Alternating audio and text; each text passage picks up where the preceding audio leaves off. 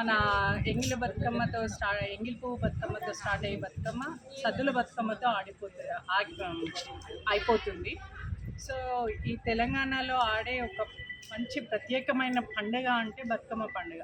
ఏ రాష్ట్రం ఏ దేశంలో ఉండదు. ఒక పువ్వులను పూజిస్తూ మనం ఆడుకుని 9 రోజులు సెలబ్రేట్ చేసుకునే బతుకమ్మ ఇది. ఒక మన ఒక జీవితాన్ని చూపించుతూ ఉంటుంది. ఎలా మనము పేర్చుకుంటామో ఎలా అనేది మన బతుకమ్మ మనకు నేర్పే లెసన్ ఇది. ఇంత అరుదైన పండుగ ఎక్కడ ఏ దేశంలో ఏ రాష్ట్రంలో ఎక్కడ లేదు. పువ్వులను పూజించుకుంటా చేసేది అన్నీ పూజిస్తాం, కానీ పువ్వులను పూజించేది ఇది ఓన్లీ మన తెలంగాణ స్పెషల్. ఇది దేవతను అమ్మవారిని మనం 9 రోజులు పూజిస్తూ చేస్తున్నది ఈ 9 రోజుల బతుకమ్మ. ఇవాళ ఆఖరి రోజు.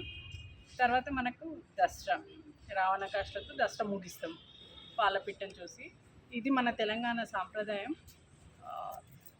బతుకమ్మ అనేది మన స్టేట్ ఫెస్టివల్ కూడా కాబట్టి మనం దీన్ని చాలా సెలబ్రేట్ చేసుకొని ప్రతి ఒక్క ఆడపడుచు బాగా ఆనందంగా ఆడుతూ పాడుతూ సెలబ్రేట్ చేసుకున్న పండుగ ఇది బతుకమ్మ.